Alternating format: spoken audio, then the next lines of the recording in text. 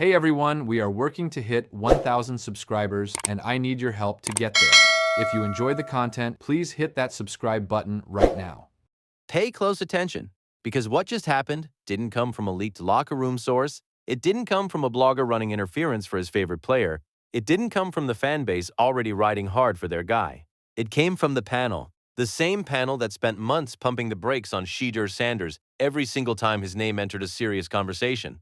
The same voices that kept finding new reasons to hedge, to stall, to qualify. Always something new standing between this kid and the full acknowledgement he had earned on the field. And now those same people are sitting in front of cameras saying something fundamentally different. Now they are confirming what anyone watching Cleveland football honestly already knew. Shedeur Deion is where greatness lives. The roster was built for him to prove it. And Deshaun Watson, $185 million paid, 3 good games in Cleveland to show for it, is walking into an offseason camp with no pads, no live bullets, and no real stakes, trying to take a starting job from a player who already made that offense believe it could win games when there was absolutely nothing around him worth believing in. When the people who fought hardest against your eyes finally start confirming what you always saw, that is not just a moment, that is a turning point. My name is Dre Fiver. You are watching Dre Reports. And this one gets broken down word by word because every piece of it changes the entire conversation around Cleveland football. There is a question that has been hovering over this competition since the offseason started. A question that kept getting deflected, dodged, and delayed every time it came up on air. Can Shedeur Deion realistically be a top 20 quarterback in the NFL in 2026? For months, the honest answer from certain corners of this media landscape was somewhere between a hard no and a calculated non-answer. Every time the topic came up, the response was some version of holding off until the draft, a stall, a hedge, a way of keeping the door closed without being caught on camera slamming it shut. Well, the draft is over, the picks are in, and now the analysts who were stalling have nowhere left to hide. The argument being made now, publicly, is this. With the additions to the offensive line, with the additions to the receiving room, with KC Concepcion bringing a vertical element nobody in that offense had last season, with Spencer Fano expanding what that offense can do schematically, with a coaching staff that is fully bought in and building the system around what Shedeur does well. Yes, absolutely, Shedeur Deion can be a top 20 quarterback in 2026. Let that land. The analyst who would not commit before the draft committed after it, and his reasoning was not about Shedeur suddenly becoming a different player.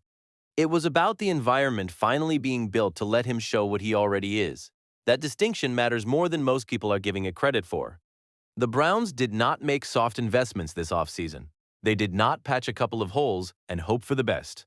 According to multiple reporters covering this franchise, they committed roughly $100 million specifically to protecting a young quarterback who spent last season operating behind one of the worst offensive lines in the entire NFL. Think about what that number means in real terms. Titus Howard acquired via trade, Zion Johnson signed to a 3-year deal worth nearly $50 million, Elgton Jenkins added for interior versatility, and then the 9th overall pick, 9th overall, spent on Spencer Fano, a left tackle out of Utah, to anchor the entire unit going forward. Not a 7th-round gamble, not a street free agent on a tryout. The 9th pick in the draft, on an offensive lineman. For a young quarterback who was taking hits last year that no quarterback, regardless of talent level, can consistently withstand when the pocket is collapsing before the play has even had a chance to breathe. And then the Browns hired George Warhop as the offensive line coach. If you know the name, you already understand what that hire means. Warhop has a documented track record of developing and maximizing offensive linemen at the NFL level. He takes raw pieces and builds cohesive, functional units. He has done it before in this league and done it well. So when analysts are now making the argument that Shedeur's struggles last season were more a personnel problem than a quarterback problem, this offseason spending is the receipts sitting right there on the table. You do not drop $100 million on an offensive line because you think your quarterback is the issue. You do it because you know your quarterback is the answer, and you finally want to give him the conditions to prove it. Now here is where things get genuinely interesting, because the conversation around this competition is no longer just about football analytics. It is now carrying the weight of something that one analyst said in a way that cut through everything and is worth sitting with. 3 good games, $185 million paid. That is the Cleveland Browns' return on what was, at the time it was signed, the most expensive quarterback investment in NFL history. Not 19 serviceable games, not a winning record, not a single moment where the franchise looked at Deshaun Watson under center and felt like it had genuinely found its guy. 3 good games for $185 million. and now Watson is walking into an offseason camp with no pads, trying to prove enough to take a starting job from a player who, on a 5-win team with arguably the worst weapons in the NFL, still brought confidence and swagger to that huddle in a way that made the entire offense believe it could compete. That last piece is worth dwelling on because it reframes the entire Watson argument. There were genuine moments last season when that Cleveland offense actually believed it could win games with Shedeur under center. He brought something to that huddle that made people believe, not eventually, not someday, but in real time in games that were already supposed to be losses. That is leadership. And Bernie Kosar, the most celebrated quarterback in Cleveland Browns history, said it plainly in a recent interview. He said, and I am paraphrasing here for the voiceover, that he really enjoyed how Shedeur played at the end of last season, and that quarterbacks are too often the victims or the beneficiaries of the guys around them. He said the roster around Shedeur last year was very devoid of talent, and that for a rookie to come in under those conditions and still make plays, he deserves to be in this mix. He would not be surprised to see Shedeur get this opportunity early, even if he does not come out as the Week 1 starter. That is not a blogger, that is not a fan account. That is Bernie Kosar, one of only 3 quarterbacks to surpass 20,000 passing yards in a Browns uniform. When that man speaks about the quarterback position in Cleveland, you listen. Now, I want to talk about what is genuinely the most important development in this entire conversation, because it is the one getting the least serious coverage from the national media. Let's talk about the OTA's completion rate. Because last season, when Shedeur Sanders led all Cleveland quarterbacks in the 5 open practices of OTAs and mandatory minicamp with a completion percentage around 77%, 9 touchdowns, and just 1 interception, a deflected ball in a 7-on-7 drill, the people who refused to believe their own eyes said do not read too much into minicamp numbers. Fair enough. Minicamp is not football. We have been over that.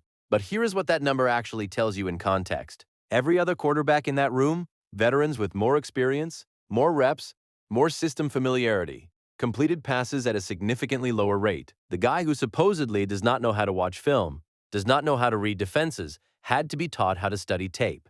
That guy led his entire quarterback room in completion percentage in every structured throwing environment, available before live contact.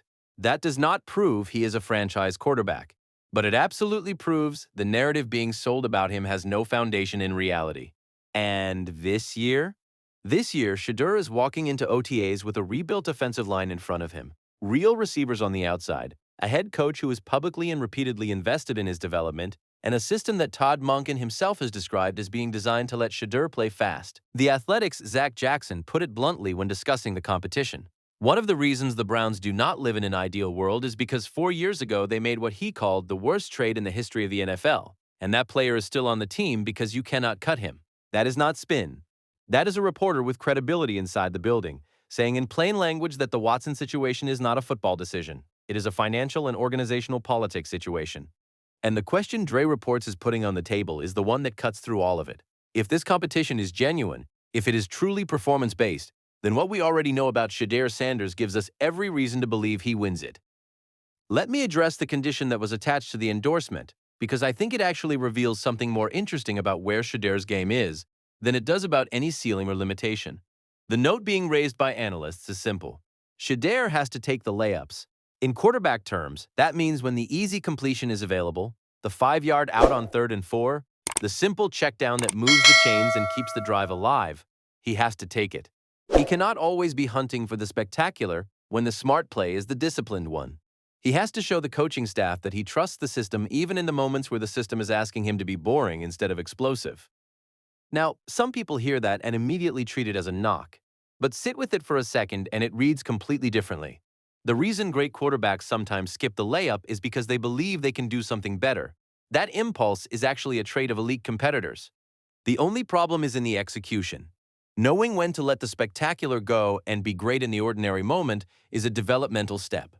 It is the developmental step. And the fact that it is the main note being raised means everything else about Shedeur's game is already at a level where the coaching staff is comfortable. The bigger point here is what changed in the surrounding cast, because last season, Shedeur was being asked to take layups to targets who were not getting open. The easy throw did not exist at a consistent rate because the receivers were not consistently creating separation.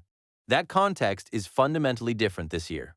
Denzel Boston is a genuine red zone presence. KC Concepcion can threaten defenses vertically. Jerry Jeudy enters a contract year with everything to prove. The layups are going to be there in 2026. Whether Shedeur takes them, that is what the tape will answer. And that tape starts rolling May 19th when OTAs officially open. Let me be completely honest about the Watson side of this for a moment, because I think intellectual honesty actually helps the argument rather than hurting it. Watson threw the ball crisply in minicamp, according to beat reporters on the ground in Berea. He looks healthy. He is moving well. He reportedly worked hard on his own to learn Monken's system before camp even opened. Nobody is dismissing the effort Watson will bring into this competition, because a player who knows this, maybe his final legitimate shot at an NFL starting job, will generate real commitment. That kind of desperation can produce something genuine in a no-contact setting. None of that is being waved away here. But effort in an off-season setting does not erase what the record shows. Watson has made 19 starts for the Cleveland Browns since September of 2022. He went 9-10. He was, by multiple analytical metrics, one of the worst starting quarterbacks in the NFL in the fall of 2024 before the second Achilles rupture ended his season in October. He then missed the entire 2025 season recovering from that injury. The record exists. The camera captured all of it. And when analysts frame this competition, when they acknowledge Watson can show up and eat, sleep, and breathe football between now and training camp, the honest follow-up is always the same. Possibility is not probability. Showing up in great shape and throwing well in shorts does not erase 6 years of declining production or 2 catastrophic injuries to the same body part. That track record is still on the tape, and the tape does not negotiate. Here is the part of the panel conversation that deserves the most attention because it addresses the question no one in Cleveland really wanted to confront directly. What if Watson somehow wins the competition? The answer being offered by serious analysts, stripped of all diplomatic softening, is essentially this. If Monken names Watson the starter heading into the season, the only thing that decision actually tells you is where the coaching staff believes Shedeur's development currently stands. That is it. Nothing more. And then comes the argument that cuts through everything else. The $185 million is gone. It does not come back regardless of who takes the first snap in week 1. Sunk cost is sunk cost. Any organization that makes football decisions based on recovering sunk costs rather than honest present tense evaluation of which quarterback gives them the best chance to win has already decided to lose before the season starts. Even Browns owner Jimmy Haslam called the Watson trade a big swing and a miss, publicly, on the record, during the 2025 season. The man who wrote the check said it himself. That money is not coming back. The only question that has ever actually mattered is the clean question: which quarterback gives Cleveland the best chance to win now and in the future? Strip away the contract. Strip away the organizational politics. Strip away what the signing meant to a franchise that was desperate for a solution in 2022.